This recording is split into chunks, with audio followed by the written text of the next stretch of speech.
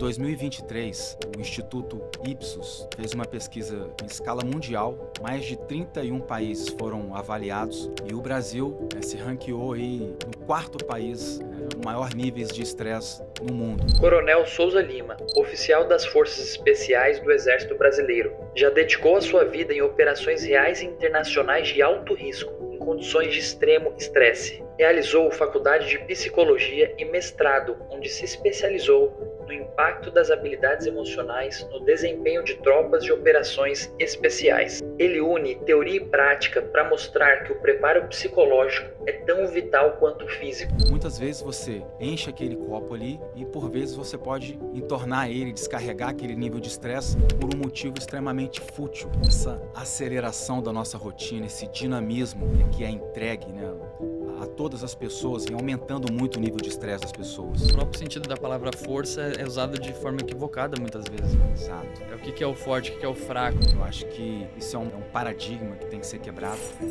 Por exemplo, hoje, nos Estados Unidos, o militar ele tem 9 vezes mais chances de morrer em suicídio do que em combate. No Brasil, por exemplo, em 2023 foi o ano que eu tomei como base, 110 policiais militares de todos os estados se a saúde mental sendo utilizada como recurso para operações de risco no Exército, no Brasil e nessas situações assim de emprego militar. É sensacional. Será que é importante a gente falar sobre saúde mental? Fundamental não só falar sobre saúde mental, mas quebrar uma série de paradigmas. Às vezes a gente acha que o militar é truculento, bruto, é robusto, ele é forte, mas ele também tem as mesmas questões de sensibilidade em relação à saúde mental. Resiliência ao estresse. Falando do pessoal operacional de alto risco, eles têm 5 características em comum: adaptabilidade, forma física e vigor, cooperação, estabilidade emocional, excepcional tolerância ao estresse. Como é que eles desenvolvem? No episódio de hoje, você vai ouvir de quem viveu tudo isso na pele: superação e resiliência em cenários de crise. Brasil na Escuta começa agora. Fala, tropa, seja bem-vindo a mais um episódio do Brasil na Escuta. Hoje vai ser mais um episódio muito especial. A gente está aqui com a presença do Coronel Souza Lima. Ele é das Forças Especiais do Exército, dedicou a vida aí nas Forças Especiais e no Exército Brasileiro, e também é psicólogo. Então vai ser incrível aqui o espaço do Brasil na Escuta. É um espaço que a gente está voltado para a saúde mental e a gente vai trazer essa continuidade aqui do nosso último episódio. Então seja bem-vindo. Você que é militar, que é familiar de militar e que também é civil, mas se interessa pelo assunto, se interessa aqui em conhecer, a curiosidade aqui é até conhecer as Forças Especiais do Exército, conhecer um pouco sobre o assunto que a gente vai falar. Seja bem-vindo também. E, Coronel, muito obrigado. É uma honra estar aqui à frente do senhor, de frente para o senhor, para a gente tratar de um assunto tão importante, né? E acho que vai ser incrível. Seja bem-vindo. Gabriel, eu agradeço o convite, antes de mais nada. São 30 anos aí dedicado ao Exército, boa parte deles dentro das Forças Especiais. Parte desse tempo eu me dediquei também ao estudo da psicologia, inicialmente voltado para a parte de ensino-aprendizagem, com pós-graduação em psicopedagogia. Me voltei muito para a área de ensino em diferentes escolas do Exército, Colégio Militar, Escola de Sargento das Armas, e 8 anos no Centro de Instrução de Operações Especiais, onde são formadas as Forças Especiais. E nos últimos 6 anos aí eu venho dedicando um trabalho mais intenso à preparação psicológica, ao enfrentamento de situações estressoras, e nessa escalada, nessa caminhada eu pude observar que o estresse, esse enfrentamento, ele não cabe só ao militar, o militar sofre com isso também. Mas explorando esse assunto a gente vê que isso aí é um problema hoje da sociedade, não só do Brasil, mas o mundo inteiro vem passando por isso. Muito legal, Coronel. Uma honra estar aqui novamente, né? E assim, antes da gente entrar nessa parte, eu queria até... Porque parte do nosso público é aquele civil que às vezes nem entende muito do Exército, da parte militar. E quando a gente fala de forças especiais, para o militar é óbvio assim, a complexidade, né, o universo que a gente está se referindo. Né? E, então o senhor pode explicar um pouco o que são as forças especiais, principalmente para aqueles que não entendem, claro. O civil que não entende do assunto? Tropas de operações especiais, elas são uma elite, né, distinta, separada, elas recebem uma formação específica. Oficiais, sargentos são vocacionados para isso, para cumprir missões onde A tropa convencional, aquela, né, a grande tropa, ela não alcança, ela não tem assim aquela capacidade técnica de executar, né? Operações onde o ambiente é incerto, onde o ambiente é hostil, né? A preparação desses profissionais ela é distinta. Para você ter uma ideia, Forças Especiais no Brasil, ele além de paraquedista, né, que são 5 semanas de formação, ele tem que ter o curso de ações de comandos. O curso de ações de comandos em todo o mundo aí tradicionalmente cerca de 20% dos alunos que entram que concluem o curso, né? Então, assim, já é um extrato bem reduzido da tropa convencional, né, do Exército, das Forças Armadas como um todo. E depois desse curso de ações de comandos, aí ele vem que são 3 meses de curso para se formar comandos e 6 meses de curso de forças especiais. São cursos bem diferentes.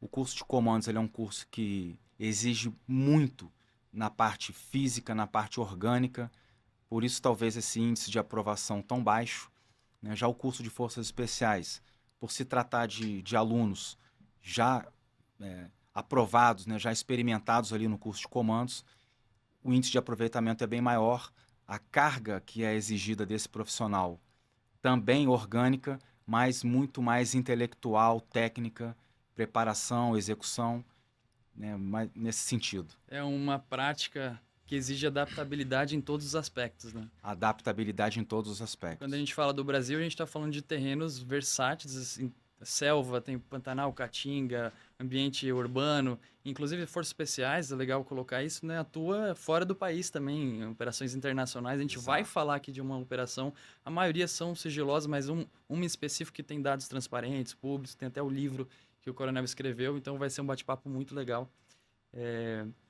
E para a gente colocar assim, quando a gente fala, porque a gente está falando do estresse no risco dessas operações de extrema complexidade. Sim. Então, quando a gente olha para isso, parece assim, é um estresse diferente de uma pessoa que está num trabalho intenso ou outros tipos de trabalho autônomo, corporativo.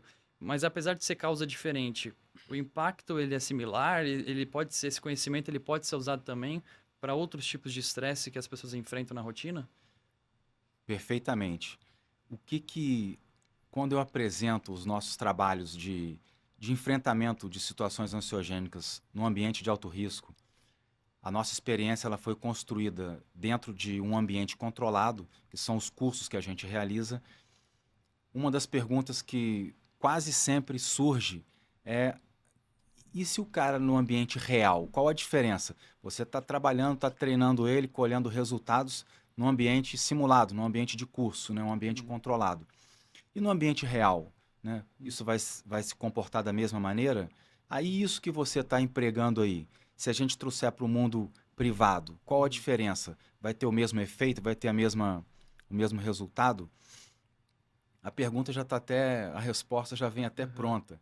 Na verdade, a única diferença que tem do ambiente controlado de curso para o ambiente real, né, de uma situação de combate real, para o ambiente social, corporativo, simplesmente é o estímulo externo.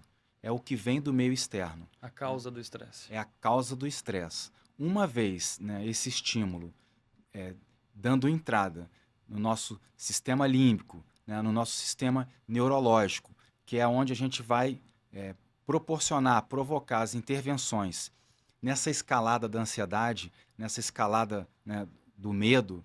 Aqui a gente tem condições de fazer essas intervenções. O sistema de intervenção, o processo, o protocolo é o mesmo, né? Qual a diferença, então? É a carga de estresse, é o nível de estresse que a gente recebe. Uma vez esse nível de estresse sendo recebido, o protocolo de intervenção, os acessos que a gente tem para minimizar, para reduzir isso, é o mesmo e é funcional. Perfeito. Resumindo, causas diferentes do estresse, mas afetando os mesmos mecanismos neurológicos. Os mesmos Ou seja, mecanismos todo esse, neurológicos. inclusive tem um artigo do coronel, tem um mestrado, tem muita coisa bacana que a gente vai abordar hoje aqui com recursos aplicáveis para você também que não está dentro do emprego militar. Exato. A gente olhando para o estresse, assim, O estresse ele está correlacionado com um monte de coisa, né? Aquele efeito dominó, assim, uma coisa que vai afetando a outra, aquele ciclo vicioso. E falar do estresse, o senhor tem algum dado, alguma coisa legal para despertar aqui sobre o tema, o nosso Sim, tema? sim. Eu comecei trabalhando nesse tema dentro das Forças Armadas, dentro do próprio curso de comandos, era onde eu estava. Só que quando eu comecei a explorar o meio externo, eu observei que isso não é uma questão, né, exclusiva, né, de militares de operações especiais. Pelo contrário, isso envolve uma ampla gama de profissionais, policiais militares, militares em geral, não só no Brasil, mas como também no exterior, né? E não só a população militar, o público Uhum. civil vem sofrendo muito com isso. E se a gente buscar mais a fundo, a gente percebe que essa aceleração da nossa rotina, esse dinamismo, né, que é entregue, né, a todas as pessoas, vem trazendo, vem aumentando muito o nível de estresse das pessoas. Uhum. Em 2023, o Instituto Ipsos fez uma pesquisa em escala mundial, né, trabalhou com mais de 23 mil pessoas sendo pesquisadas, mais de 31 países foram avaliados Uhum. e o Brasil se ranqueou aí no quarto país, né, com Caramba, maior níveis de estresse no mundo. Então isso é um dado relevante. com certeza.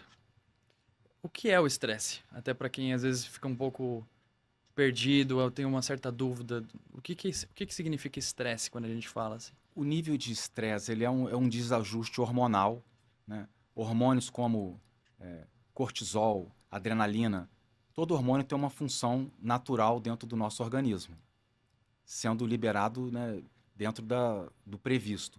Quando você eleva muito, né, essa carga hormonal no nosso organismo, você desequilibra esse mecanismo. Uhum. O hormônio, o nível de ansiedade, ele tem duas formas de ser disparada. Uma é aquela do estímulo intenso, né? Quando você toma um susto, recebe uma questão muito problemática de Perigo, imediato, um ameaça. perigo de ameaça. Catecolamina é despejado no nosso organismo. Aquilo ali te coloca numa situação de prontidão, de ataque ou defesa. E aquele estresse da rotina, né? Um trabalho que deu errado, uma desavença, um outro problema, Uhum. são outros hormônios, né? Cortisol, adrenalina vão sendo colocados ali pouco a pouco na no nosso organismo, só que eles vão aumentando esse nível a ponto de chegar no nível de saturação. Muitas vezes você enche aquele copo ali e por vezes você pode entornar ele, descarregar aquele nível de estresse por um motivo extremamente fútil, né? Que Uhum. não tinha a menor razão de que você tomasse aquele, aquela explosão de raiva, vamos dizer assim. Por quê? Porque você já veio acumulando aquilo ali ao longo do dia. Não regulou. Não regulou, não teve essa percepção, então você acaba tendo esses efeitos colaterais aí que pode envolver trabalho, família, filho, esposa, né? Então tem essas questões aí que se a gente tiver o mínimo de entendimento sobre essa escalada do nível de ansiedade, sobre como a gente pode, né, primeiro, identificar o problema e, segundo, intervir no problema, Uhum. você evita uma série de consequências Desse efeito negativas. dominó que depois Exatamente, afetam, depois do estresse, né? E exatamente. quando a gente fala, até mesmo a gente estava falando das forças especiais, de operações complexas e de alto risco, é até uma coisa meio óbvia assim pra gente, né? Que exige muito preparo físico, Sim, essas condições dessas operações. Mas e o preparo mental? Ele também acontece? o preparo mental dentro de forças armadas de maneira geral. Como é que esse cara desempenha o trabalho dele? Como é que, principalmente, o pessoal que trabalha em alto risco, né? Eu estudo muito pessoal operacional de alto risco. Como que eles desempenham, como que eles desenvolvem essa capacidade, essa resiliência ao estresse? Uhum. Falando do pessoal operacional de alto risco, eles têm 5 características em comum: Uhum. adaptabilidade, forma física e vigor, cooperação, estabilidade emocional, excepcional tolerância ao estresse. E como é que eles desenvolvem isso? tradicionalmente, né, esses profissionais aprendem e são levados a um nível de alto desempenho através de 3 características, né? A simulação Uhum. de uma atividade, de uma tarefa, a simulação, o ensaio e a repetição. A repetição leva à alta performance, leva ao alto desempenho. A gente não explora de forma metódica, de forma a nível de currículo, a visualização e o treinamento mental, por Uhum. exemplo. É uma coisa que aprimora muito, que melhora o ensaio. Vamos dar um exemplo, um piloto de moto velocidade. Eu gosto desse exemplo porque eu acompanho, vejo. O piloto ele não tem a pista a todo momento, ele não tem a moto a todo momento disponível para ficar lá realizando o ensaio dele. Então, como é que ele faz isso? Ele faz isso em forma de visualização, né? Em forma de treinamento mental. O profissional da guerra, né? O cara vai fazer um salto a grande altitude.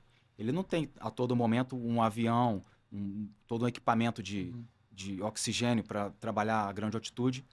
Então, como é que ele faz isso? Às vezes até de maneira empírica, por conta própria. Ele desenvolve o treinamento, né, por questões de segurança própria. Mas ninguém chega lá e fala, meu amigo, hoje nós vamos fazer um encontro aqui, 1 hora de treinamento mental. Fecha teu olho aí e Uhum. vamos conduzir agora o passo a passo da atividade. Não, o cara faz porque Tá presente já. por uma questão de recurso Uhum. de modo É defesa, uma entendeu? escolha do recurso, é um recurso de escolha. Ele assume ali um módulo defesa, cara, é isso que eu tenho, é isso que eu vou fazer. Mas a gente não ensina isso, né, na nossa rotina. Uhum. É interessante isso porque assim, o nosso cérebro, ele tende a tornar real aquilo que a gente está imaginando, né? Então, o nosso cérebro ele não diferencia o que é real do que é imaginário. Então, se a gente pode fazer isso tanto de uma forma adaptativa, nesse exemplo da visualização do treino Sim, mental, quanto às vezes a gente pode acabar fazendo isso de uma forma desadaptativa, né? Se a gente ficar frente às coisas que a gente vai fazer, ficar mentalizando que aquilo não vai dar certo, ou ficar criando coisas na nossa cabeça de que não vai dar certo, obstáculos, empecilhos, aquilo tende a acabar não dando certo também, né? É o contrário do treinamento mental, exato. que seria a ansiedade patológica, assim. A gente aprende por imagens, né? A nossa memorização ela é muito mais eficiente quando a gente trabalha com imagens, né? De forma muito breve, se eu falo para você, se você está lendo um livro, né? Uhum. Você esquece, por exemplo, a página que você terminou a leitura e você vai retomar aquela leitura, você consegue identificar o local que você parou de ler aquele livro pelo fato que estava acontecendo, pelas imagens que você Uhum. construiu até aquele momento. Cara, isso aqui não tinha, essa passagem não tinha ocorrido ainda. Essa passagem Interessante. já tinha ocorrido. E você consegue chegar onde você estava por imagens. E por que que o treinamento mental ele é eficiente? Uma das pesquisas que foram feitas nesse sentido, por exemplo, a flexão, né? A Uhum. pessoa foi toda mapeada lá enquanto ela realizava flexões. Certo. Identificou-se, né, uma corrente de sinapses sendo executadas no corpo dela, né? Uma marca neurológica ali. Uhum. E aí depois aquela pessoa sentada, pediram para que ela imaginasse, olha, cara, imagina você pagando aquela flexão agora. Pô, que legal. E toda ela Sendo monitorada. monitorada. Uma corrente em menor escala, na mesma fluxo neuronal, passou, né, ocorreu Como se estivesse acontecendo como esse se estivesse exercício. acontecendo aquele exercício. Então esse é o princípio, esse é o fundamento Muito desse fato. interessante, muito interessante. O coronel ele tá falando aqui, até para quem não entende, possa não estar entendendo, essa conexão sináptica são as aprendizagens que a gente tem, né? Uma conexão sináptica ela acontece no cérebro, mas ela está representando uma atividade. A flexão é a atividade em pauta aqui agora, né? E o que ele está falando, a pessoa foi monitorada fazendo a flexão Exato, e depois foi monitorada imaginando a flexão. exato. E ao ser monitorada imaginando, aquilo teve um efeito Idêntico, idêntico à execução da flexão. Então, ou seja, o treinamento mental ele acaba tendo impacto físico também. exatamente.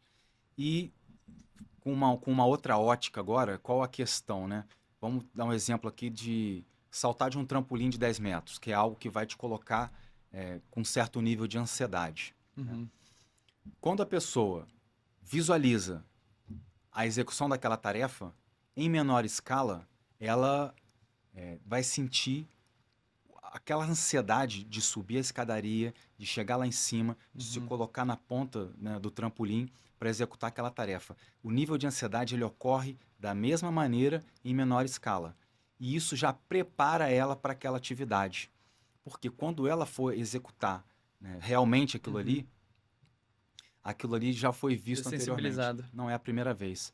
Uhum. Para quem já serviu Legal. o exército, pode identificar isso em relação ao TAF, por exemplo. Uhum. Se você, antes do TAF ou um dia antes, pensa no TAF, lembra do TAF, daquela largada, você muitas vezes vai sentir aquele nível de ansiedade, o seu organismo vai se colocar em prontidão, né, em menor escala naturalmente. E Verdade. isso já prepara a pessoa para a tarefa. É feito muito na psicologia do esporte também, né? E na clínica, eu vivencio também essa questão, assim, alguns tipos de tratamento para fobia, para medo, a gente utiliza essas práticas de visualização mental.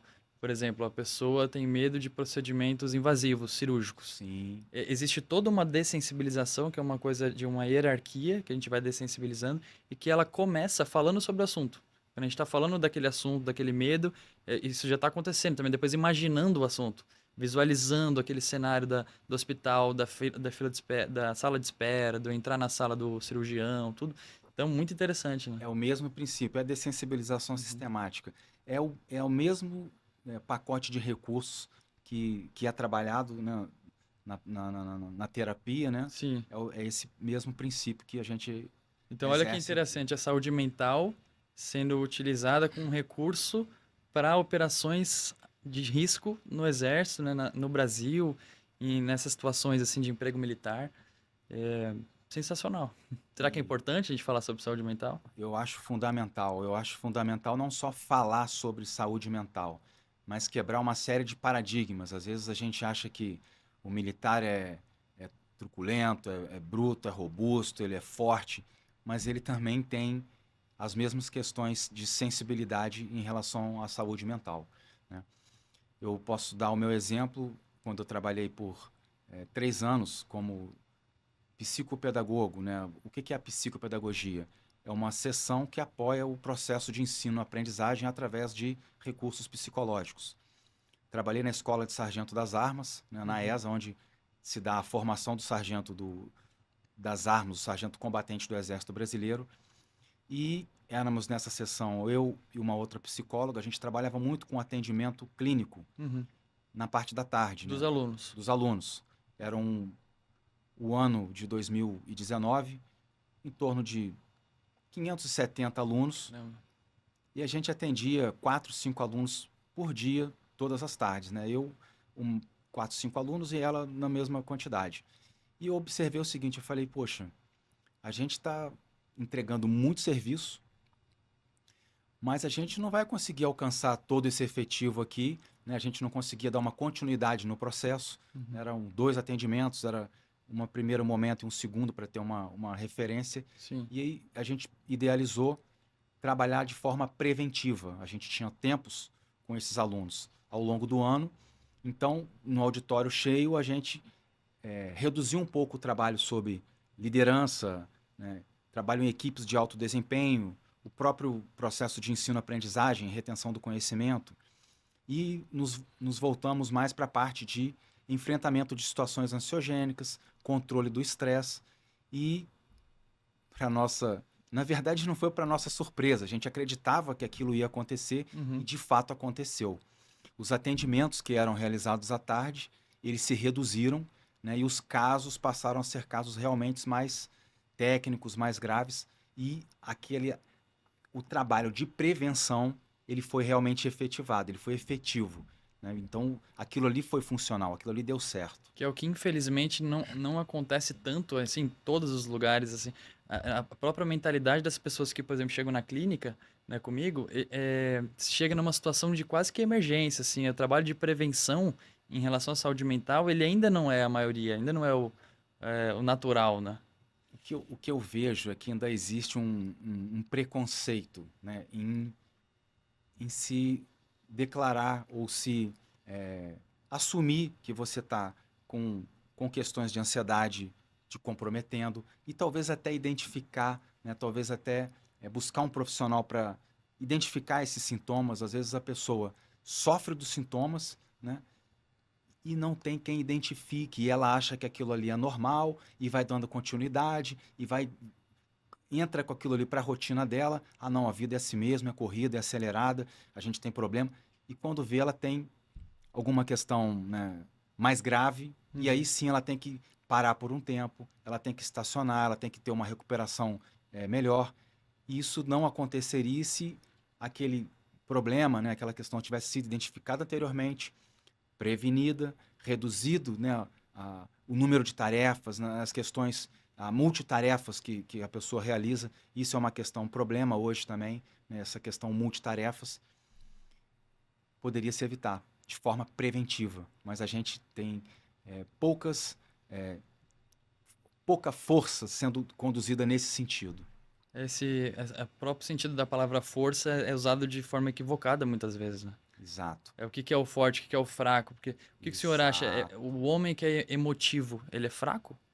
De forma nenhuma. Eu acho que isso é um paradigma que tem que ser quebrado, né? Por exemplo, hoje, nos Estados Unidos, um militar ele tem 9 vezes mais chances de morrer por suicídio do que em combate. Caramba. Olha que questão, né, séria, né? No Brasil, por exemplo, em 2023 foi o ano que eu tomei como base. Em 2023, 110 policiais militares de todos os estados se suicidaram. 1 a cada 4 desses, o número era aproximadamente 30 ali deles, eram do estado de São Paulo. Dentro das Forças Armadas, no mesmo ano de 2023, 28 militares se suicidaram. Então são números significativos. A gente precisa olhar para isso, né? Tem que olhar para isso com mais atenção. Quando a gente fala das Forças Armadas, Forças Auxiliares, a impressão é de que o maior número do efetivo são jovens, né? Sim. E os jovens, eles estão dentro desse grupo de risco.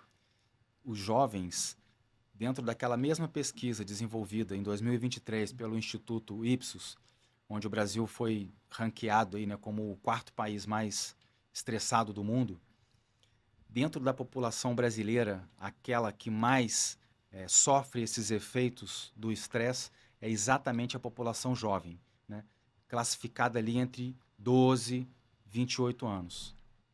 O número de jovens que tem os níveis de ansiedade e estresse altos é muito grande. E eu exploraria isso da seguinte forma. O que leva, né? A gente tem que entender o que leva o jovem a estar nesse nível de estresse tão alto. Primeiro, multitarefas, né? Às vezes a gente acha, às vezes eu ouço pessoas falando que não, eu faço muitas coisas ao mesmo tempo.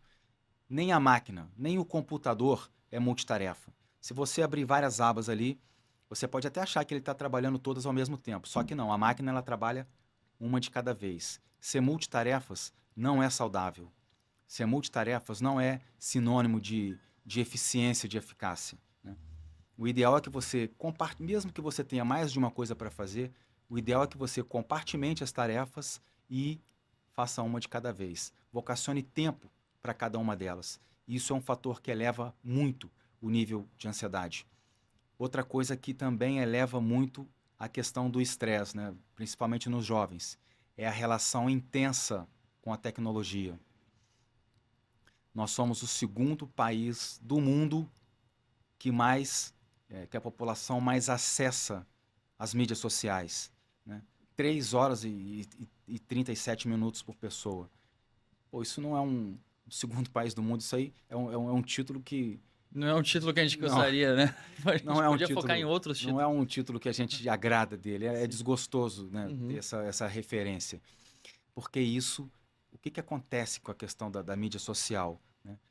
É aquela questão do prazer imediato, uma dose de dopamina muito alta no organismo, um prazer imediato muito rápido, né, naturalmente, que não te prepara, não te condiciona para a vida real, porque não é assim que acontece no mundo de verdade, né? As coisas são mais lentas, são mais trabalhosas, naturalmente isso acontece. Isso impacta até a questão de tolerância à frustração, assim, tolerância de Totalmente. mal-estar, tolerância ao desconforto, essa necessidade desse imediatismo, de ter as coisas do jeito mais fácil. Totalmente, totalmente. Dentro desse grupo de jovens, né, de 12 a 27 anos, dentro desse grupo, aquele que mais é impactado pelos níveis de estresse, onde os níveis de estresse são mais altos, são em 2 momentos. Uhum. Quando ele sai do ensino médio e entra para a faculdade. Essa transição é um primeiro momento. E um segundo momento, quando ele sai da faculdade e vai ingressar no mercado de trabalho. E por que que esses momentos são muito decisivos, né? Muito impactantes para esses jovens? Primeiro, porque ele tem uma quebra da rotina, uma descontinuidade na rotina dele, né? Um momento de dúvida, de incerteza, de mudança e de falta de preparação. Quem sofre mais são aqueles jovens que têm uma educação mais flexível, muito cheio de vontade, muito cheio de desejo e muita flexibilidade no processo de educação. Chega a ser até uma permissividade, né? Parece. Permissividade, né? Existem companheiros aí que adotam essa forma de educação do laissez-faire, né? Deixe fazer, deixe aprender. Só que se eu tenho ali o meu filho hoje está com 15, eu estou com 48, se ele está ali com seus 5 anos de idade, eu estou, vamos lá, 35, 40 anos. Cara, eu estou deixando de liderar, eu estou deixando de passar o meu conhecimento para ele. Aprender com a experiência do outro também é válida. E vou dizer para você, eu julgo que seja muito mais válida do que você aprender com a própria experiência. Primeiro você aprende com a experiência do outro, né? Depois você vai usar a sua ali naquilo que for conveniente. Agora, eu me isentar de educar, de orientar, de direcionar o meu filho no que é certo e no que é errado, no que deve e no que não deve ser feito, e de saciar, né, a liberdade ou o que quer que seja, quando necessário for. Eu não posso me isentar disso, cara. Eu estou negligenciando a educação do meu filho, entendeu? Assim eu penso, eu não digo que essa é a verdade absoluta, eu deixo isso muito claro. Cada um pense como bem entender e eu aceito, né, sem trauma, sem resistência, Sim, a opinião e a forma de cada um pensar, né? Mas eu entendo que enquanto eu puder orientar, enquanto eu puder dizer o caminho, o melhor caminho, baseado no que eu já vi, né, eu tenho que fazer esse papel. Eu vou evitar que ele tenha essa frustração, né, ao longo da vida dele. Frustra logo quando é criança, cara. São aprendizagens que ficam, né? Acompanham a vida adulta. Essas aprendizagens. Então, por exemplo, até mesmo um adolescente que ele é super protegido, ao extremo. Quando ele chega a ter a sua autonomia nessa transição para faculdades, ele se muda de cidade, se muda de estado para uma nova vida, e aí tudo que ele estava acostumado a fazer, tinha alguém para fazer para ele. E quando ele que tem que fazer, como que vai ser nessa consequência? Porque o processo de aprendizagem já está mapeado dessa forma, né? A análise comportamental, ela traz muito essa questão do repertório, né? A gente vai desenvolvendo o nosso repertório de acordo com as nossas experiências. Então, o repertório que a gente desenvolve na infância, na adolescência, nos acompanha na vida adulta. Perfeito. Claro, a gente sempre tem a possibilidade de aprender coisas novas e é o trabalho que a gente faz. Acaba fazendo esse trabalho com muitos adultos que tiveram essas deficiências, esses déficits, vamos colocar assim, nas aprendizagens desde a infância. Eu acho isso fundamental, né? É aquela liberdade monitorada, né? Educar é saber frustrar, então isso aí eu acho que faz parte desse contexto. Isso, com certeza, minimizaria esse impacto da entrada do jovem para o mercado de trabalho.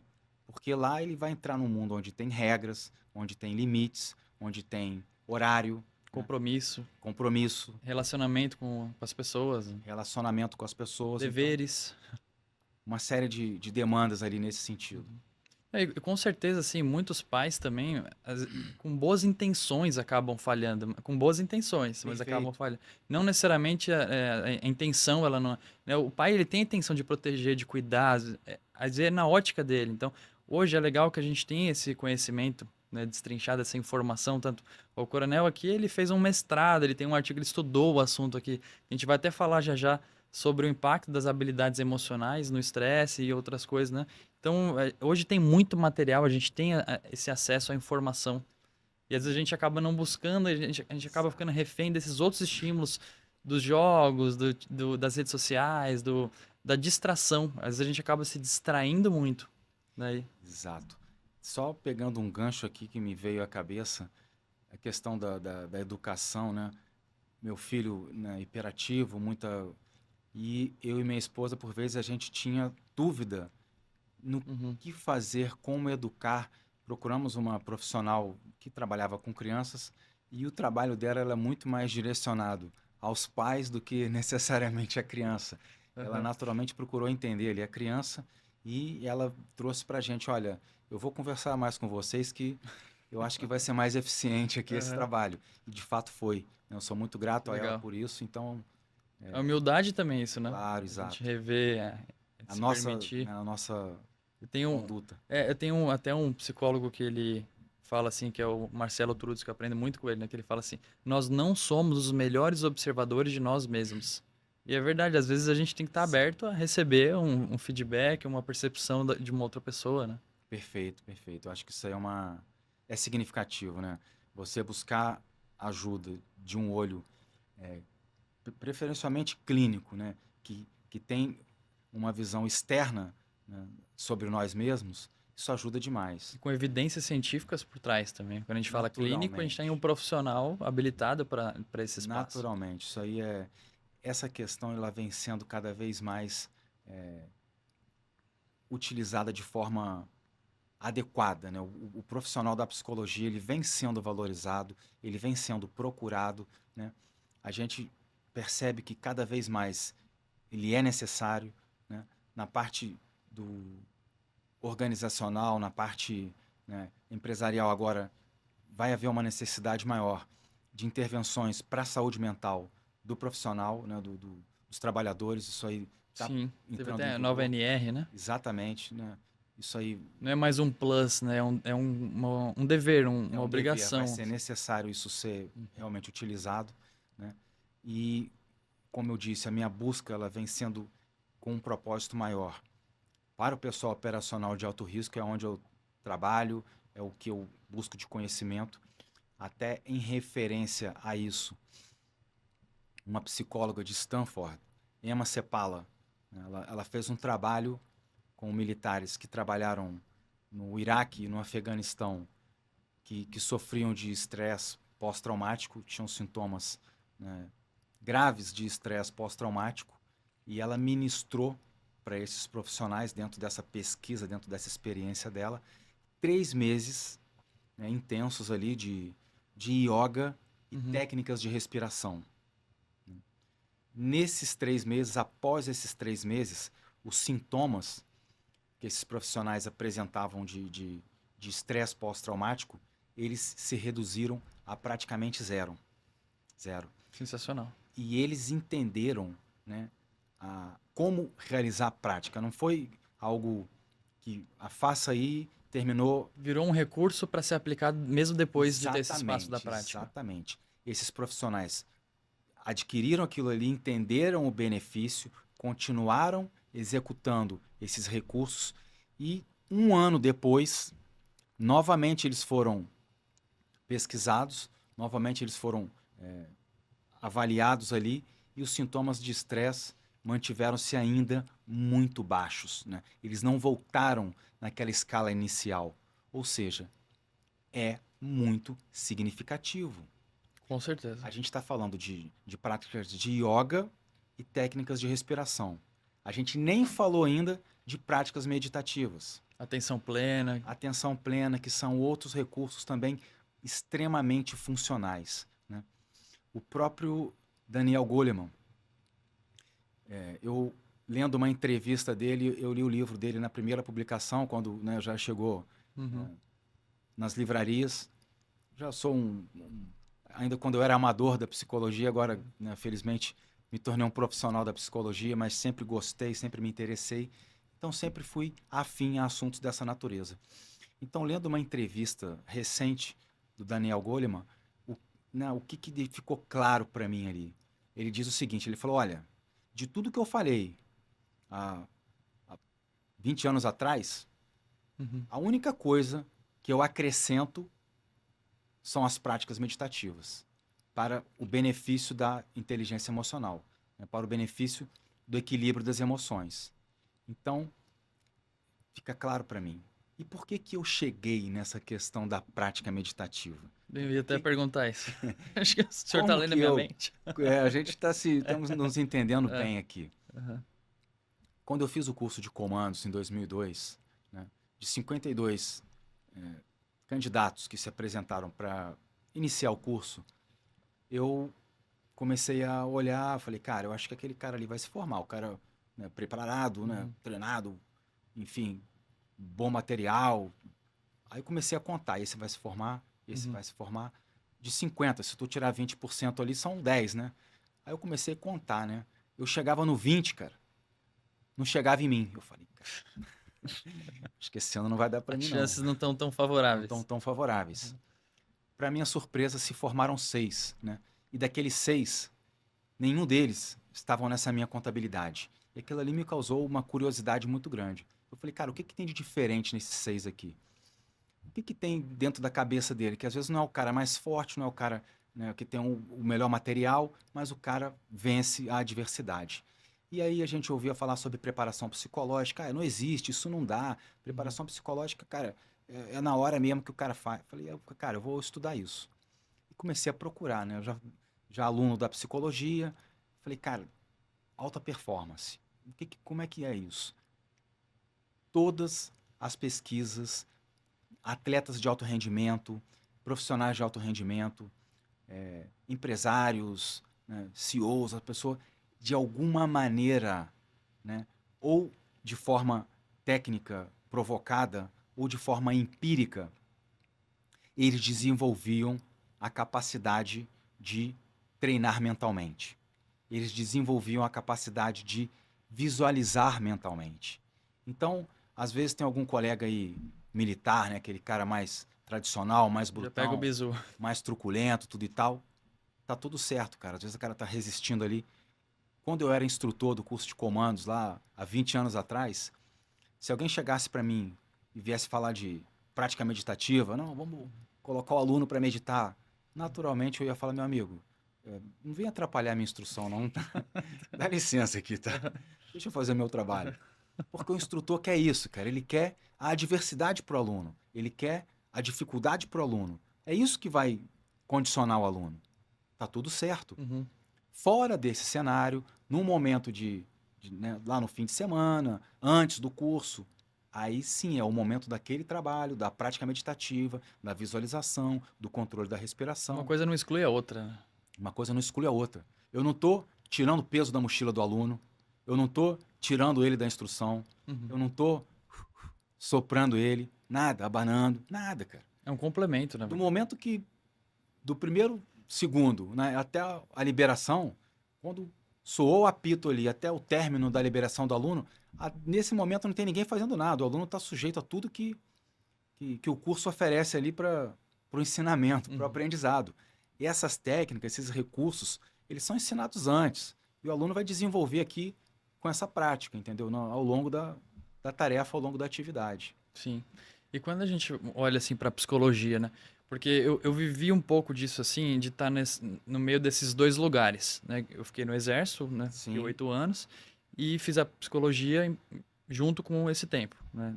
Durante os 8 anos, 5 anos foi cursando psicologia e os últimos foi trabalhando já com a psicologia também. E quando eu falava, por algum motivo a pessoa entendia que eu era militar ou que eu fui militar, já trazendo para hoje em dia, sempre vem um susto. Pô, mas o que tem a ver militar com psicologia? Uma desconexão, assim. Mas se a gente olha para a história da psicologia, a história das Forças Armadas, está sempre presente. A psicologia desenvolveu muito com as guerras. Sim, sim, sim. Na Primeira Guerra Mundial, os Estados Unidos, isso foi uma das fontes de consulta minha, né? Na Primeira Guerra Mundial, os Estados Unidos, ele criou uma divisão de psicologia. 120 psicólogos temporários foram contratados para fazer a seleção dos recrutas. E o propósito era, vamos selecionar aqueles que vão durar mais no combate, né? E assim foi feito. Grandes nomes da psicologia, né, que trouxeram recursos e ensinamentos para nós, vieram dessa divisão de psicologia. E foi um trabalho muito bacana. Isso depois se emancipou para o mundo empresarial, industrial. Mas lá aquele trabalho lá não obteve um resultado esperado, né? 40% das baixas na Primeira Guerra Mundial do exército americano foi por estresse de combate. E eles concluíram o seguinte: não era necessário, além do recrutamento, deveria haver um acompanhamento durante e depois do combate. Para a Segunda Guerra Mundial, isso não foi explorado também. 26% dos soldados evacuaram o campo de batalha por estresse de combate, né? De 100 que saíam, 26 foi por estresse de combate. No Vietnã, 39% por estresse de combate. E isso é um problema tão significativo que hoje o Departamento de Defesa dos Estados Unidos ele deixa claro, né, que a prioridade deve ser dada ao acompanhamento, né, à preparação, né, não só a seleção, mas a preparação psicológica daquele profissional e o acompanhamento, né? Então o trabalho ele ficou mais amplo. Então assim, a gente está falando de um dos exércitos mais avançados aí no mundo e que já teve experiência construída aí ao longo de mais de um século. Então isso aí para mim, né, mais do que qualquer outro sinal, é um direcionamento. Tá bem claro, né? Tá bem claro. Não tem como, é indiscutível. É Olha tanto indiscutível. de dados que a gente já trouxe aqui, né? Que o senhor já trouxe. Uma coisa que eu acho curioso também é porque naquele tempo das guerras, a psicologia estava muito voltada para essa questão de manejar os transtornos, de manejar essas consequências, até patologias, tudo. Depois, aí junto com a própria guerra, a Segunda Guerra Mundial, a partir desse cenário, também a psicologia começou a se desenvolver para não só olhar para transtornos, mas para olhar também para potencial, para desenvolvimento, né? Que é o que a gente aplica até hoje. Sensacional. A gente está falando a mesma língua que agora você leu a minha mensagem aqui. É exatamente isso, né? De maneira geral, a referência que eu tenho assim, até a primeira metade ali do século, até 1950 ali, vamos dizer assim, era exatamente isso, uma preocupação muito grande com o transtorno, uma preocupação muito grande em tirar o profissional, né, de uma situação ali ruim, né, de transtorno, e trazer ela para uma situação de normalidade. A partir, né, da segunda metade do século, não, a gente pode mais, a gente pode, através da psicologia, potencializar, melhorar, ampliar os resultados, né, trazer benefícios para esse profissional. Então isso também passou a ser mais explorado, né, mais utilizado, né? O alto rendimento. Para te falar a verdade, é o que eu gosto mais de trabalhar, a questão do alto rendimento. A prática meditativa está muito ligada com isso, né? E se a gente falar das habilidades emocionais, tem algum momento assim que é marcante, que foi assim, que é marcante quantas habilidades emocionais foram importantes ter esse conhecimento, esse preparo na sua carreira? Sobre habilidades emocionais, a primeira vez que eu vi esse termo, né, foi no próprio exército americano, né, emotional skills, eles usam esse termo. Os Navy SEALs, na última década, eles fizeram um protocolo de intervenção, né, que tinha isso como base nessas habilidades emocionais. A Colômbia tem um trabalho nesse sentido também, eles chamam de controle emocional. E pegando conhecimento, né, nessas áreas, a gente montou um protocolo de intervenção que eu já venho trabalhando com ele há 6 anos aí. Tive a oportunidade de empregar quando eu estava na escola de sargento das armas, né, quando eu fui movimentado depois para o Centro de Instrução de Operações Especiais, né, onde são formados os comandos, são formados as Forças Especiais do Brasil. Nesse centro eu trabalhei em 3 momentos diferentes, totalizando ali 8 anos. A minha última passagem foi que eu tive melhores condições de explorar isso. E os resultados são extremamente favoráveis, né? São resultados assim muito significativos. Desde as primeiras coletas de dados na Escola de Sargento das Armas, passando pelo curso de comandos e chegando no curso de Forças Especiais. O que eu, né, trabalhei nos 3 ambientes, né, foi o protocolo de intervenção, ele foi semelhante para cada um desses públicos. A forma como eles empregaram os recursos é que foi diferente, porque eles recebiam estímulos diferentes. O estímulo que um aluno recebe é diferente de um aluno do curso de comandos que é diferente de um aluno do curso de Forças Especiais, né? Então, a gente observou nesse sentido. Todos eles empregaram os recursos e tiveram benefícios nesse sentido. Só que o resultado, né, o emprego dos recursos foi diferente. E o que que são, o que que é de fato, assim, quando a gente fala de habilidade emocional? O que que seria isso? Só para a gente esclarecer, assim, para caso alguém possa estar confuso, né? Tá. Habilidades emocionais, né? É um processo de autoconhecimento, de aprendizagem de recursos psicológicos, sociais, né? Trazendo de maneira mais clara, né, os assuntos tratados, né? Na sequência, eles começam com uma carga muito grande de autoconhecimento, passa-se para práticas meditativas, práticas de atenção plena. Uhum. Essa vida acelerada que a gente tem hoje, a gente busca, né, trabalhar de forma desacelerada, tem que ter momentos para isso, tem que ter momentos de reflexão, você tem que ter esse trabalho. Leva-se isso para o treinamento mental, já voltado para o que vai ser feito, Uhum. atividades que vão ser realizadas. E tudo isso usando as emoções quando a gente fala de emoções, até para a gente colocar em pauta aqui, né, a gente está falando da ansiedade, do estresse, do medo, da raiva, são várias, uma gama variada de emoções, né? Então é utilizado essas principais emoções, o manejo dessas principais emoções através da regulação. E indo para todos esses, porque eu li o artigo do senhor, né? Sim, sim. Muito legal. E eu vi os resultados, né? Acho que seria legal até a gente falar sobre esses resultados Perfeito. desses pilares. Mas antes dos pilares em si, que é a própria atenção plena, né, o autoconhecimento, o treino mental, as habilidades sociais, tudo. O que seriam a forma de lidar com as emoções, nesse sentido? Tá. A base. Isso, a A base. essência. Isso. A essência, cara, das emoções é o sistema límbico. É você entender aquele funcionamento. De cara, a gente já sabe que, né, os estímulos que vêm do meio, eles vão pro tálamo, e o tálamo distribui esses estímulos em dois caminhos, para que esses estímulos cheguem à amígdala. A amígdala é o centro nervoso, ela que dá ordem. A amígdala, né, o sistema límbico, ele é uma herança genética dos nossos ancestrais. Uhum. Os mamíferos, né, são os que detêm a amígdala, o sistema límbico. Uhum. E para que serve esse sistema límbico? A gente estava inserido numa cadeia alimentar. A gente, hora tinha que atacar, hora tinha que fugir. E precisava de respostas rápidas. Então, para isso servia esse mecanismo, Então a emoção é uma resposta rápida, é uma resposta fisiológica. que a gente tem que desacelerar, a gente tem que trabalhar esse mecanismo.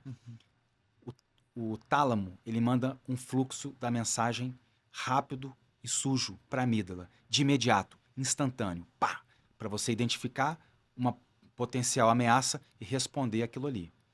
Simultaneamente, essa informação ela é enviada para o respectivo lobo, né? Uma informação auditiva, lobos parietais, uma informação visual, lobo occipital, uma informação abstrata, né? Uhum. A informação é mais bem trabalhada, de forma mais técnica, mais robusta e entregue novamente à amígdala. E aí sim, ela tem um banco de dados para responder aquele estímulo. Diferentes estímulos levam tempo diferente para ser processado. Uma informação visual, um problema de matemática, uma informação abstrata, um luto, um divórcio, cada um leva um tempo, né? A questão é evitar a resposta imediata. A resposta imediata, você trabalha com aquele fluxo rápido e sujo que o tálamo enviou para a amígdala de imediato. Aguarda a informação ser processada adequadamente pelo respectivo lobo e entregue de forma mais precisa, mais adequada. Isso evita, por exemplo, com que você está ali na tua mídia social ali, ou lê alguma coisa, ou liga para alguém, a pessoa não atende, e você interpreta aquilo ali de uma certa maneira e responde aquilo ali rapidamente. Passa o tempo, você volta no assunto ou se inteira do que se tratava, não era nada daquilo que você tinha imaginado. Aí você, de repente, não tem nem mais condições de corrigir aquilo ali. Isso acontece muito com o aluno em curso. O aluno, sob ameaça, sob estresse, com medo ou com um pensamento, né, rápido ali, ele pede o desligamento dele, tira o gorro, entrega e pede para ir embora. Passa-se alguns minutos, ele começa a chorar, se arrepende, não era aquilo que ele Aí que queria. ele foi raciocinar. Aí que a informação veio de forma mais Uhum, sólida. uhum. Então, esse é a primeira forma de intervir, né? É tempo para que esse processo de interpretação dos estímulos aconteça. E uma outra forma extremamente eficiente também é o entendimento daquela tríade da psicologia cognitivo-comportamental, onde a gente tem pensamento, sentimento e comportamento.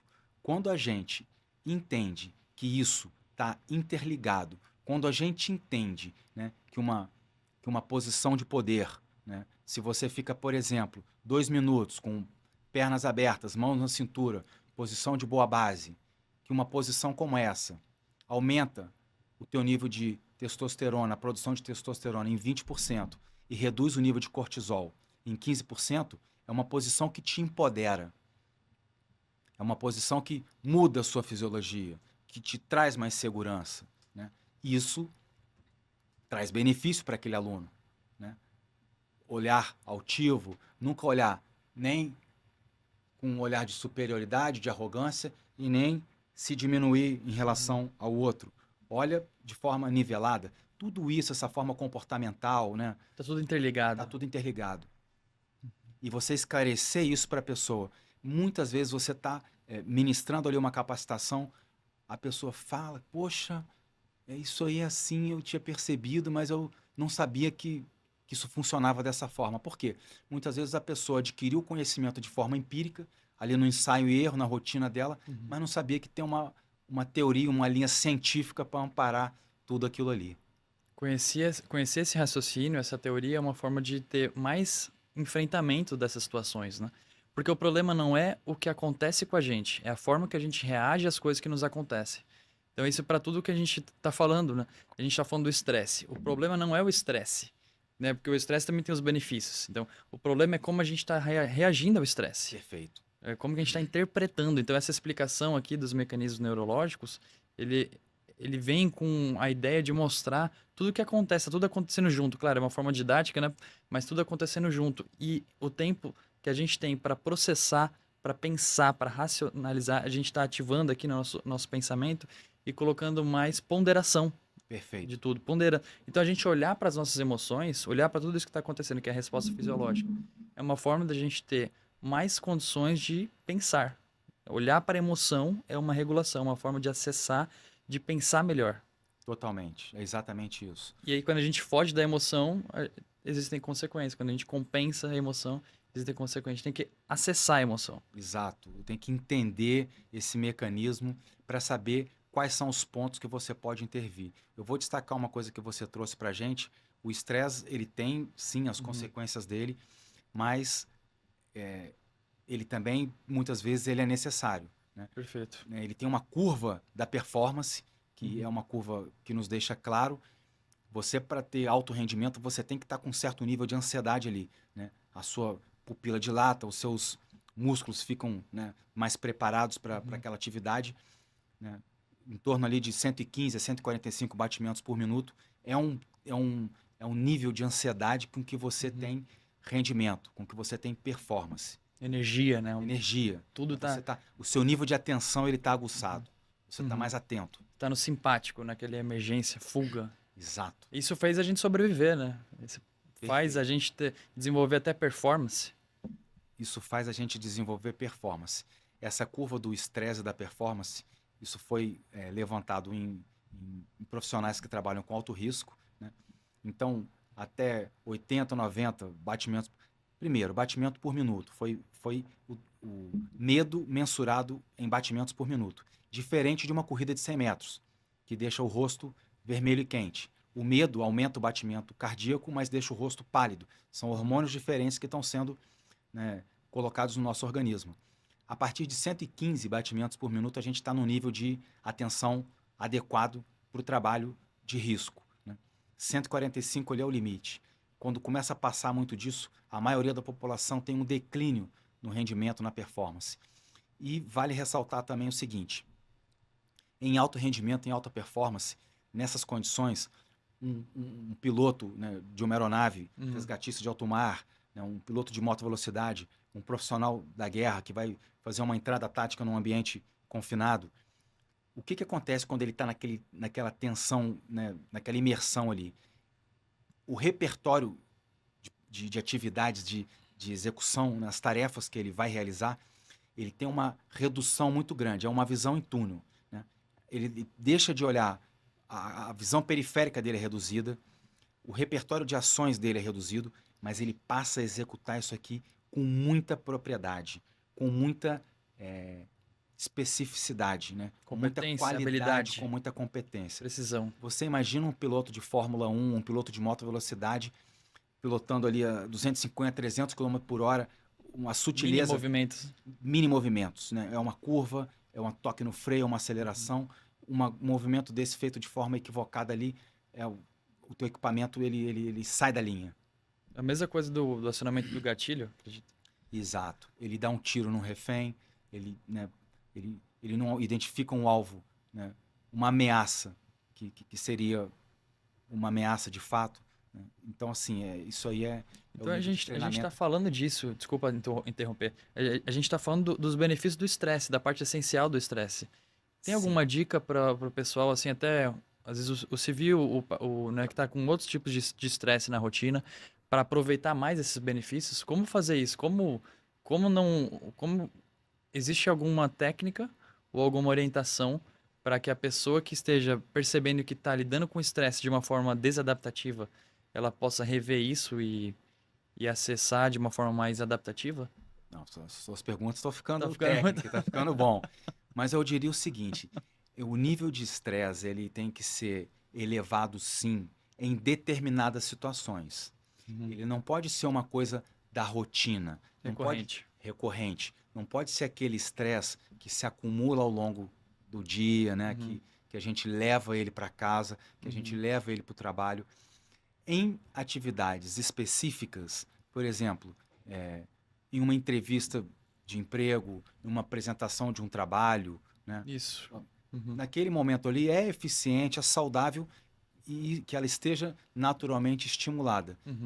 Não que eu queira que a pessoa eleve o nível de estresse dela, mas o nível de estresse ele vai de ansiedade ele vai elevar naturalmente.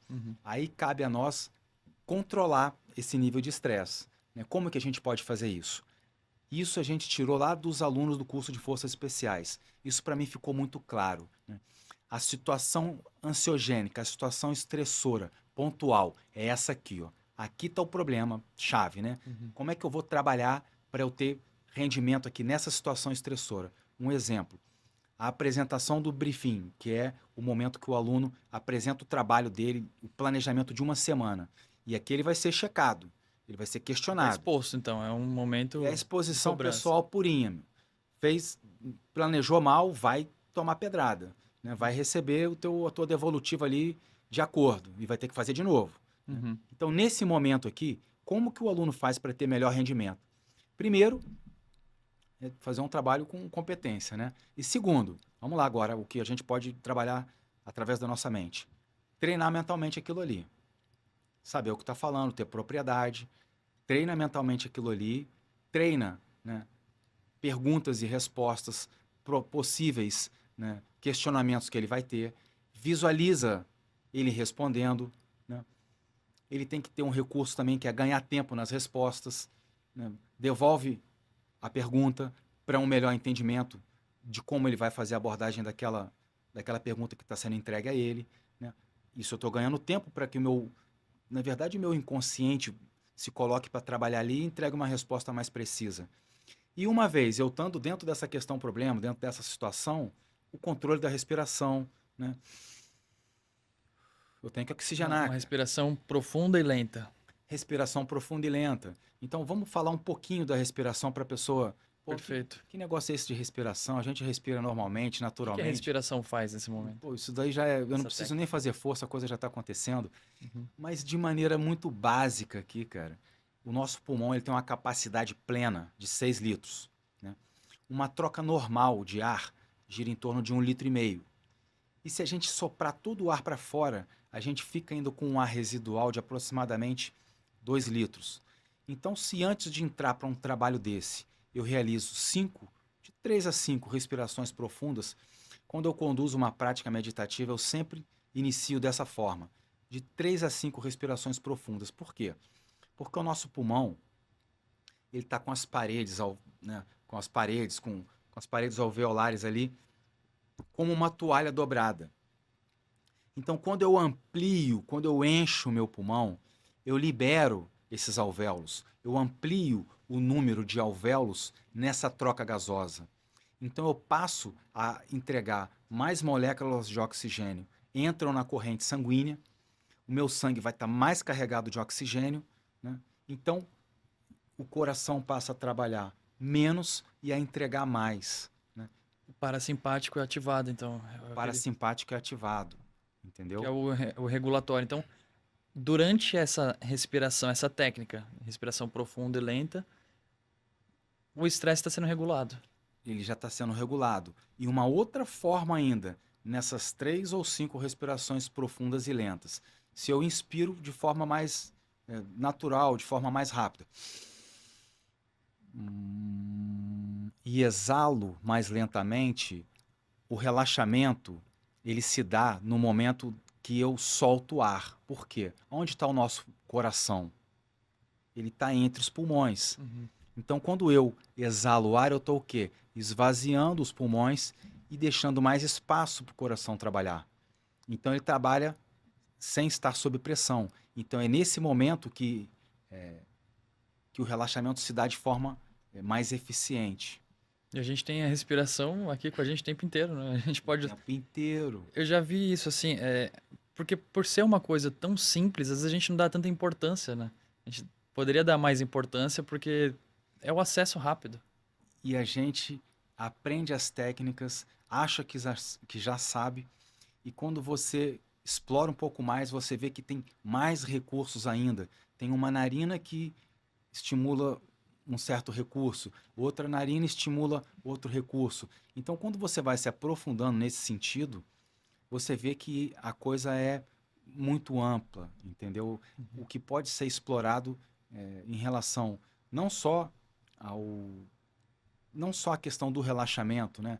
Mas a questão da própria regulação, da própria recuperação, a própria medicina, né, clássica, cada vez mais ela vem aderindo às práticas meditativas. Práticas meditativas são técnicas milenares aí, muito exploradas no Oriente. O Ocidente demorou mais para absorver esses recursos. Naturalmente, né, pela questão científica. Uma vez que imagens, né, imagens de computador, né, imagens começaram a trazer os benefícios, trabalhos científicos começaram a trazer, a mostrar de forma clara todos os benefícios que são proporcionados pelas práticas meditativas, pelas práticas de controle da respiração, não tem como você negar, entendeu? Você tem que... Isso pode ser até já uma coisa para você que está em casa, né? E está se percebendo, vivenciando um estresse recorrente. Aqui é um sinal de alerta, né? O estresse recorrente ele pode desenvolver patologias, pode desenvolver uma ansiedade, uma depressão, um burnout. E aqui o que o Coronel está trazendo, esse recurso da respiração, uma coisa tão simples e tão acessível, e com todas as reações, mecanismos que foi explicado aqui, ele pode ser aplicado, implementado no dia a dia. Pode ser em pequenas pausas, pode ser no momento de acordar, pode ser antes dessa tensão, já que é uma tensão prevista como uma prova, um evento, uma apresentação. Mas é importante incluir essas pausas, né, estratégicas, essas pausas, inclusive com a técnica de respiração, e entra o mindfulness, ou a meditação, a atenção plena, e tem tudo isso acesso gratuito para quem se interessar, né, de buscar. Vou te falar, cara, às vezes a gente acha que a coisa é complexa, não está no meu alcance. Foi oportuna a sua colocação, porque se leva de 3 a 5 minutos para conduzir uma prática respiratória que muda a sua fisiologia, né? Que vai mudar os seus resultados, que vai te trazer esclarecimento, que desacelera, né? E há um tempo atrás, por exemplo, quando eu comecei a falar isso dentro da minha casa, a minha esposa um dia virou para mim e falou: poxa, Lorival, você fica ensinando isso aí, né? Por que você não ajuda a trabalhar a ansiedade, essa hiperatividade do nosso filho? Falei, sim, posso ajudar. Vamos fazer meditação. Ela, isso aí não vale de nada. Pô, isso aí, pô, vem falar isso aí, eu quero uma coisa que funcione. Eu falei, tá bom. Então, aí pedi para ele sentar do meu lado no sofá. Tem um programa na Netflix, tem um seriado na Netflix que eu indico, tá? Headspace, meditação guiada. Coloquei um dos episódios lá, aí desafiei o menor, né? Falei, ô Vitor, é o seguinte, cara. Eu duvido que você faça exatamente tudo que aquele cara ali falar, tá bom? Falou, eu duvido, já dá uma instigada. Ele na mesma hora, então tá bom. Sentou do meu lado e aí começamos ali seguindo aquela meditação guiada, né? Muito eficiente. Em 5 minutos, a prática não era nem para dormir, mas em 5 minutos, ele que estava lá dentro de casa, ele desconstruiu, ele desacelerou. Hoje, todos os dias, né, depois ali do almoço, depois da refeição, ela tem um aplicativo lá de prática meditativa de 20 minutos, é o tempo. Ela chama ele pro quarto, deita ali. Se você não chega nem a dormir, entendeu, cara? Você fica ali relaxado, ouvindo aquela condução ali das ideias, condução do pensamento, e aquilo desacelera, aquilo acalma, para você iniciar uma nova jornada à tarde de estudo ou de trabalho, ou seja lá do que for, entendeu? Então, assim, você tem que testar, você tem que tentar, você tem que experimentar, né? O preconceito, né? A resistência muitas vezes te afasta disso. Mas vai lá ver do que se trata. Perfeito. A gente falar um pouco do medo, Coronel, porque o medo é uma coisa presente, né, em todos nós. Sim. Assim como as outras emoções, né, o medo ele é importante que a gente tenha ele, porque senão a gente não ia estar aqui hoje. Sim. Mas existe isso, eu imagino assim, nessas operações de alto risco, né, das forças especiais, depois a gente vai até falar um pouco, a gente pode falar do livro, né, da extração de brasileiros na Costa do Marfim, essa operação internacional, e tudo aquilo que tem muito perigo envolvido, né? Como que é a relação com o medo do combatente que está nessas condições? Como você falou, o medo ele é saudável e necessário. Se eu for para uma operação, para um salto noturno, um salto a grande altitude, uma entrada numa comunidade, num ambiente adverso, um profissional que não tem medo, eu que vou ficar com mais medo ainda, porque isso não é saudável. O medo, como a gente acabou de falar, ele eleva o seu nível de ansiedade, ele te coloca num estado de prontidão que vai te deixar alerta, que vai te deixar atento, que vai fazer com que você mantenha os níveis de segurança, né, adequados. Né? Vamos dar um exemplo de um salto, por exemplo. Você vai fazer um salto ali numa zona restrita, né, numa zona de lançamento restrita. É uma área pequena, uma clareira dentro da selva. São uma série de procedimentos que você tem que tomar. Desde quando você está antes do embarque, checar todo o seu equipamento, é um protocolo de cheque do equipamento dentro da aeronave. Depois que você sai da aeronave, se você está saltando à noite, quem é o cara que salta na sua frente, que procedimento você vai tomar se vê alguma luz verde vindo na sua direção. Então, tudo isso é necessário. Né?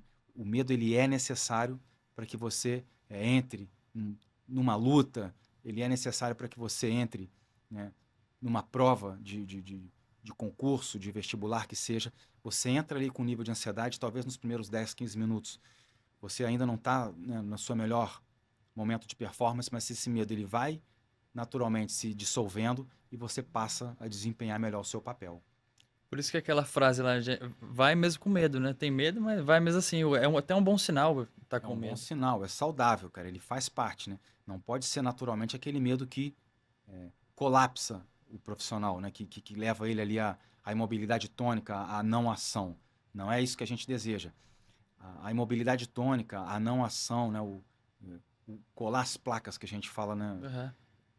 A partir de 172 batimentos cardíacos nessa experiência lá que a gente teve acesso.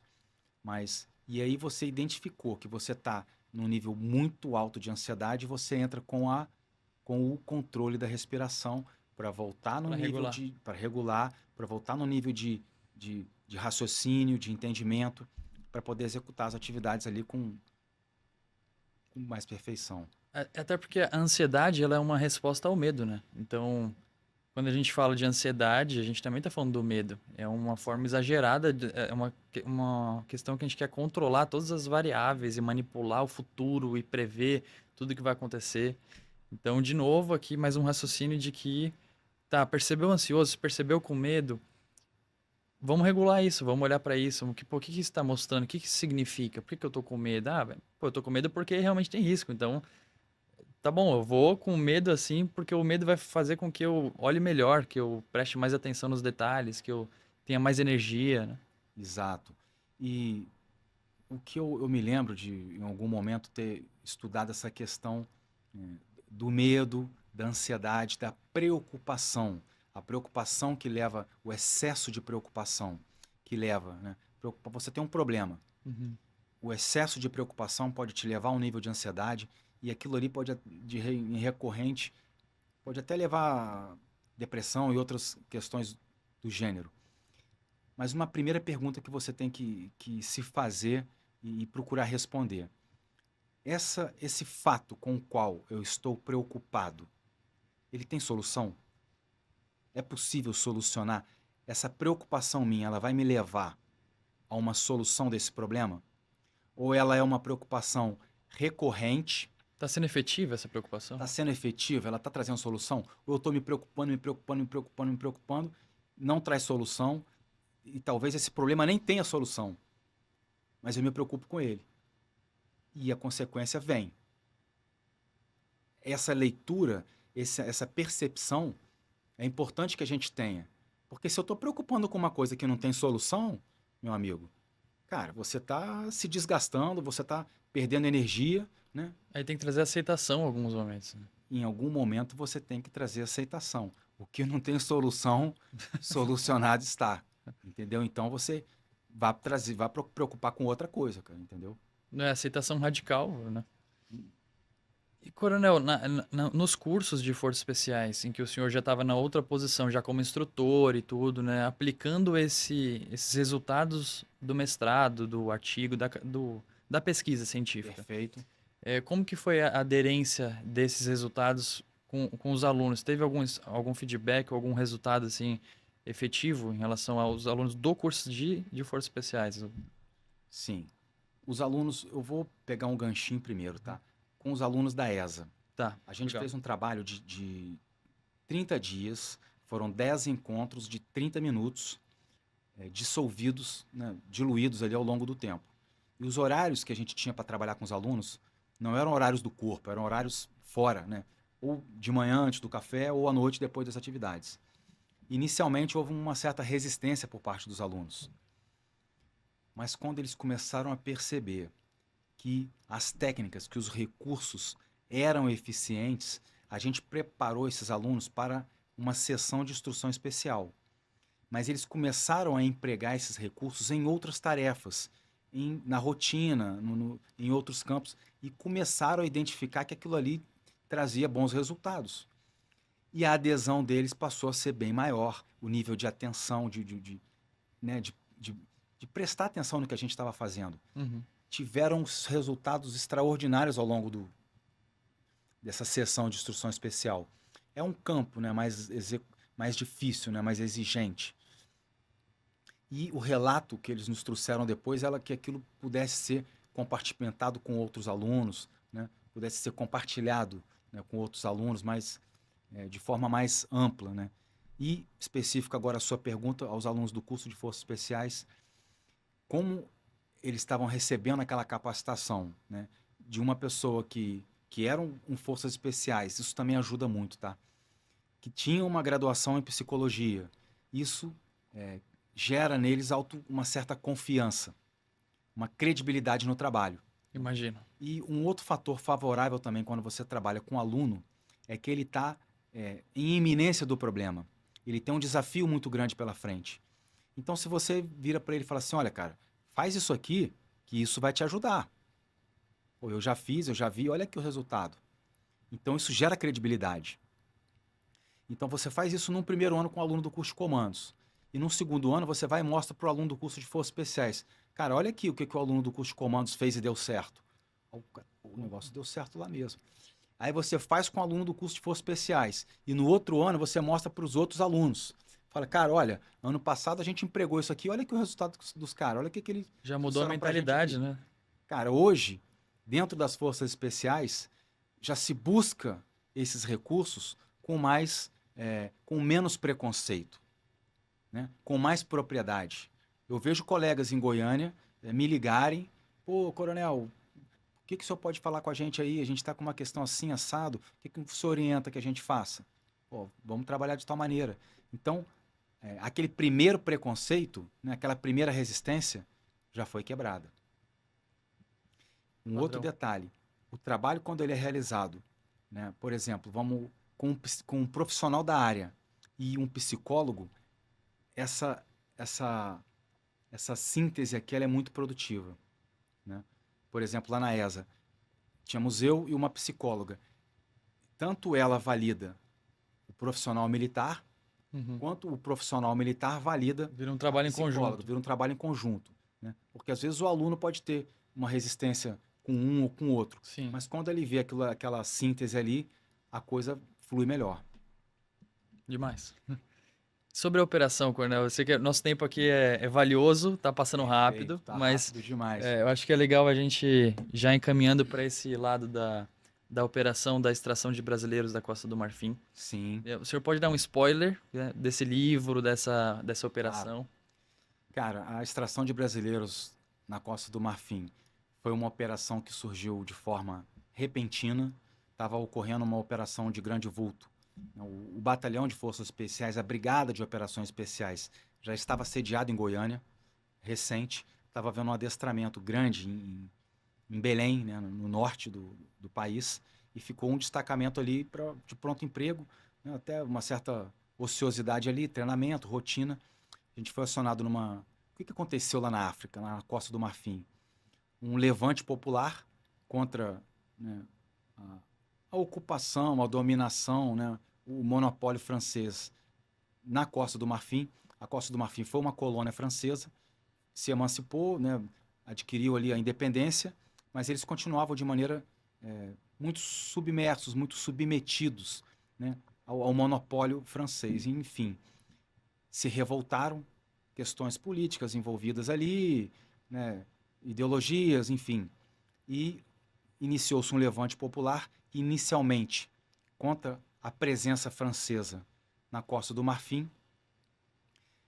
Esse levante popular, né, com o envolvimento da multidão de jovens ali, né, talvez não mal intencionados, mas mal orientados e mal conduzidos. Isso passou a ser uma série de assassinatos, né, violências contra a mulher em série, em alta escala, Causa e violência.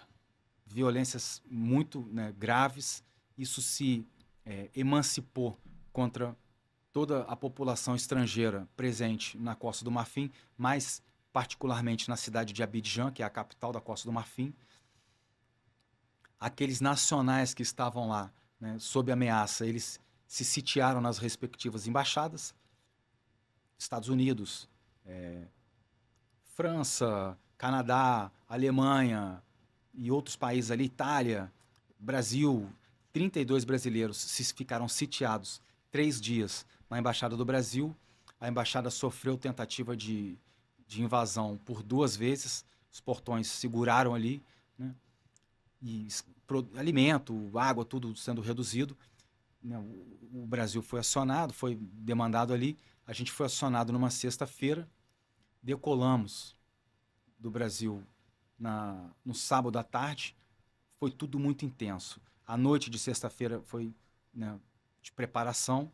A parte da manhã do sábado foi apresentando ali para o escalão superior todo o trabalho que iria ser feito, principalmente voltado à questão logística, né? Decolamos na tarde de sábado.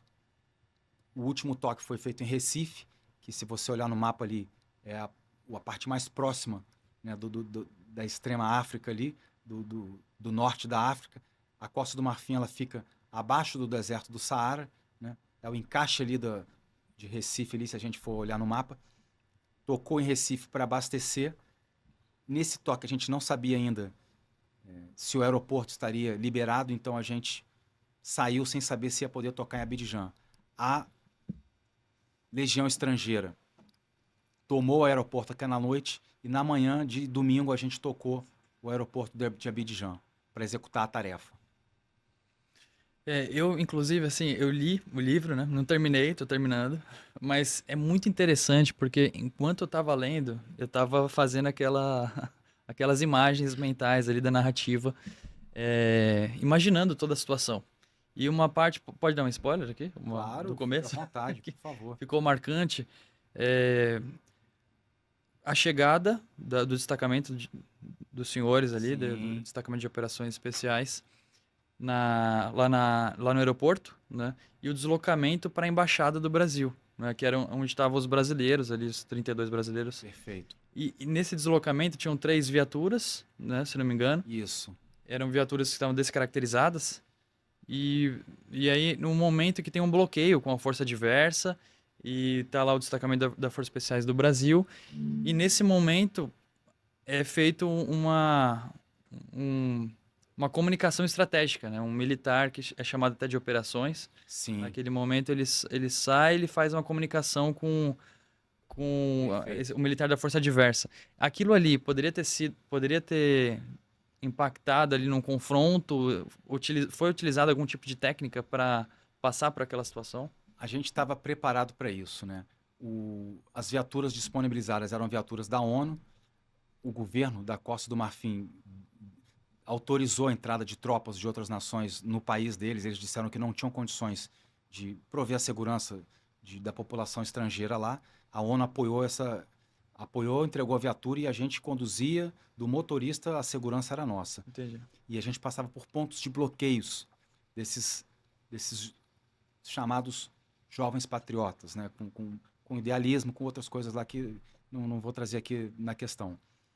Mas poderia sim ter ocorrido ali consequências desastrosas. A gente estava muito preocupado com as consequências os efeitos colaterais, né? A proposta era entrar, pegar os nacionais e trazer de volta com o mínimo de efeitos colaterais. Existiam boas tratativas do Brasil com a Costa do Marfim, então não existiam assim um ambiente, né, de aversão, né, entre esses países. E num primeiro momento aquela dúvida de você se deparar ali com um grupo de pessoas armadas, AK-47, lança-rojão, nos telhados, né, nas coberturas, armas apontadas para você. Então você estava ao bem da verdade, numa zona de matar ali, né? Se iniciasse ali um confronto, a gente estaria seriamente comprometido, porque você estaria ali sobre a área de domínio deles, né? Sim. Então não era definitivamente a proposta, né, você entrar em confronto. Então, desde as expressões corporais, né, de colocar um fuzil em bandoleira, voltado para trás, mãos abertas, né? Uma aproximação amistosa, né? Alguém que falasse o idioma, né, local ali, e aproximação, isso foi fundamental, né? A identificação com o oponente, enfim. Conexão, Conexão, né? Comunicação ali. Vínculo, né? Criação de vínculo. Até chamou atenção, teve uma parte que falou até que usou alguma coisa do futebol, porque na época o Brasil tinha sido campeão próximo, né? Exato. E aí usou alguma coisa disso para quebrar o gelo naquele... Exato. A verdade é que nós, brasileiros, a gente é muito bem quisto em outros países. E na Costa do Marfim não era diferente. Eles tinham participado de uma Copa do Mundo, né? O Didier Drogba era o craque deles, eles acompanharam aquela Copa. O Brasil tinha sido campeão em 2002, então eles conheciam até a escalação da seleção brasileira. Então aquilo criou uma certa aproximação, né? Uma certa igualdade aproxima, diferença afasta. Aquilo criou uma igualdade, criou uma relação, né, próxima ali. Então, a partir dali, a gente pegou a bandeira do Brasil, colocou no capô do carro, né, no capô da viatura, e olha, para que eles já observassem de longe, cara, ó, aqui é a tropa do Brasil, cara. Então, somos amigos, fiquem... Era importante até mostrar que era a tropa do Brasil. Exato, exato. As habilidades emocionais, elas foram o tempo inteiro utilizadas de alguma forma? Ou tem algum relato que poderia ser compartilhado sobre isso? Ou é melhor a gente deixar como quem se interessar, ó, compra o livro, que ali Olha, vai ter eu tem digo algumas que descobertas ali também, né? tem muita coisa que Não vou aconteceu lá falar em para Berea. não. Mas esse é só o começo da história, né? Só o comecinho. Tocar o solo lá foi só o ponto de partida. Mas a habilidade emocional, numa operação de alto risco, ela é empregada o tempo todo, né? Ao tempo todo você trabalhando ali, pensando o seguinte, fala, cara, eu posso morrer a qualquer momento. Se esses caras aqui resolverem vir para cima, a coisa vai ficar ruim, né? Então, e aí o que você pensa nessa hora? Fala, cara, eu vim aqui fazer meu trabalho, se o meu fim for esse, eu vou morrer lutando, velho, entendeu? Mas com confiança, com fé no que o que você estava fazendo era em prol, né, de 32 brasileiros que estavam sitiados, né, então tinha um propósito muito grande ali naquela operação, né? Eram nacionais que estavam ali. Então, sempre que você pensa que você está promovendo um bem ao outro, a um cara, a um nacional, a um brasileiro, né, que foi para lá tentar sorte, tentar a vida lá e tal, e depois quando você chega e encontra aquelas pessoas e eles olham para você como quase como você tá ali fazendo o teu trabalho, cara, mas eles te olham como um herói, entendeu? Pô, você veio me salvar, me... Não, cara, eu vim aqui só fazer o meu trabalho. Vamos. Acabou sendo salvar também o E trabalho. foi uma extração, né? Foi né, uma tirou eles daquela crise, daquele problema todo ali. E como eu estou dizendo, isso é só o começo. Muita coisa aconteceu lá ainda. A despedida numa situação dessa. Eu sei que a gente está falando só de uma operação que ficou pública, existem muitas outras sigilosas e tudo, mas a despedida nesse momento, despedida do familiar, assim, o senhor lembra desse momento, assim? Porque eu fiquei imaginando, é uma despedida com alta chance de ser uma despedida eterna, né? Uma situação de uma missão com risco de perder a vida. Sim, mas particularmente nessa operação, a coisa aconteceu de forma tão rápida Então, que na época, eu namorava a minha atual esposa, eu só consegui ligar para ela na tarde de sábado no aeroporto e a minha conversa foi muito breve, né? Eu falei, olha, Felipe, eu tô saindo aqui para uma operação na África e tudo indica aí que na semana seguinte eu já tô de volta. Quando eu voltar, eu te ligo de novo, tá bom? Um beijo e até semana que vem. entendi. Não deu nem tempo Sem para. muita conversa, sem muita questão afetiva ali, né, para não comprometer. Essa foi a ação rápida, necessária, né? Foi o que tinha que ser feito. E aqui, ó, já vamos deixar, vou deixar na descrição do episódio os dados do livro e tudo, depois eu pego com o senhor, né, o canal aí pra gente poder divulgar. Mas é uma operação real, né? Uma operação que aconteceu. E como tudo que acontece, ficam as lições aprendidas. Então, acho que é isso pra gente concluir esse raciocínio da operação. Perfeito. Né? E ali a gente vê que tudo que está escrito ali, que compõe as capacidades, as características do pessoal operacional de alto risco, né? Adaptabilidade, a forma física e o vigor. Por que a forma física e o vigor são importantes? Porque elas te permitem durar mais na ação. Se você cansa, você sucumbe antes. Então, é um fator, né, que é importante. Resiliência, né? Resiliência ao estresse, você se adaptar à nova situação de forma rápida, entendeu? Cara, não vai ser como você imaginou que seria. Vai ser de outra forma agora. Não fica sofrendo, cara. Não adianta você ficar se lamentando, é, sofrendo. Cara, Flexibilidade. vira logo a direção e começa a andar, que é o melhor que você faz. Começa a trabalhar logo, absorva e traga para você um novo propósito. Tem que ter propósito. Você tem que ter motivo, né? Um motivo forte para você estar ali, para você Um fazer o que você tem que significado. fazer. Um significado. Você tem que ter um significado naquilo ali, né? Quando tem um significado forte, a coisa anda melhor. A insatisfação no trabalho, nas coisas assim que as pessoas podem estar passando agora, né? Então pode gerar essa reflexão, né? De repensar o significado, o motivo, os interesses, repensar como que a gente está lidando com essas coisas, assim, com as adversidades também da nossa rotina, a ponto de que Se a gente está lidando com muita revolta, com muita insatisfação, com muito sofrimento, isso pode estar fazendo com que a gente fique preso nesse próprio sofrimento, nessa própria revolta e não seja efetivo, né? Esse exemplo foi bem claro, eu acho que ficou bem claro, fui imaginando, que não é sobre a gente ficar preso na revolta, é sobre a gente olhar aquilo ali como uma coisa que está fora do nosso controle. Muitas vezes a gente passa por isso no nosso dia a dia, no nosso trabalho, na nossa profissão, e a partir disso entender o que eu tenho que fazer para me adaptar, então, o que eu tenho que fazer para melhorar a minha realidade aqui, não para trazer mais prejuízos.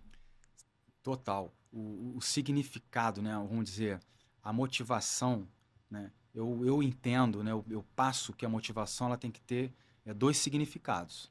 Um significado emocional, né? É o que o coração tem que bater, você tem que gostar daquilo que você está fazendo. E um significado funcional, né? Funcional a gente pode entender até, pô, é o salário que me paga. Eu estou fazendo esse trabalho aqui, talvez eu não goste tanto, mas isso aqui paga a minha conta, amigo. Então, faça bem feito, faça o melhor que você pode, porque no momento é isso que você tem. Então, esse é o significado. Quando você consegue alinhar esses dois, a coisa anda melhor. Demais. O nosso tempo aqui, né, passou rápido, eu mesmo me perdi. Então, eu gostaria de deixar aqui um último espaço, né, para a gente poder encerrar o episódio e até já trazer um convite, se o senhor topar, de no futuro próximo, no futuro a gente ter um novo espaço aqui para a gente continuar esse raciocínio, porque a gente deixou muitas coisas que dá para a gente continuar. Perfeito. Mas se tem alguma fala, algum bizu aí que a gente pode trazer para resumir ou para deixar alguma mensagem aí para quem nos acompanhou até o final e agradecer também quem ficou aqui até o final. Olha, a mensagem que eu deixo, cara, é uma coisa que eu tenho comigo, entendeu? Eu acho que a gente tem que sonhar, cara. Você tem que desejar, você não pode se limitar àquilo que está no alcance da sua mão. O que está no alcance da sua mão, está no alcance da minha mão, é fácil. Eu tenho que querer aquilo que é difícil, eu tenho que querer aquilo que está longe, que, né, aquilo que eu penso, pô, será? Será que eu vou conseguir? E planejo, e trago aquilo para o papel, né? Sonha alto, sonha. Coloca o teu sonho no papel e faz aquilo acontecer. Isso é possível, isso é viável, isso está no seu alcance, basta você querer e agir, né? Para o alto rendimento, a zona de conforto não existe. Padrão. Pense como forças especiais. Né? Pense como forças especiais. O coronel veio, inclusive, do Rio de Janeiro aqui para esse episódio, para gravação. Não sei se poderia falar isso. Sem problema nenhum, é um prazer enorme. Então, obrigado pela disponibilidade, pela presença, né? Foi uma honra para todos nós, do Brasil na Escuta, da divisão. Obrigado à equipe também que está por trás disso aqui tudo. Né? E a gente espera vocês no próximo episódio. Espero que tenham gostado. Deixa o comentário, deixa a curtida, nos acompanhe tanto no podcast da divisão que fica no YouTube, quanto no nosso canal do Spotify. Né? O seu comentário, a sua participação, o seu compartilhamento faz com que a gente consiga continuar esse espaço aqui. E muito obrigado, Coronel. Fazer uma continência aqui para o senhor. Parabéns pelo trabalho de vocês aí. Eu agradeço o convite, a participação. Foi um conteúdo riquíssimo, né? Eu acabei a gente trabalhando até mais coisas do que a gente imaginava. Muito satisfatório. Parabéns pelo seu trabalho aí, que vai gerar muitos frutos aí, vai ajudar muita gente. Brasil. Brasil. Fechou.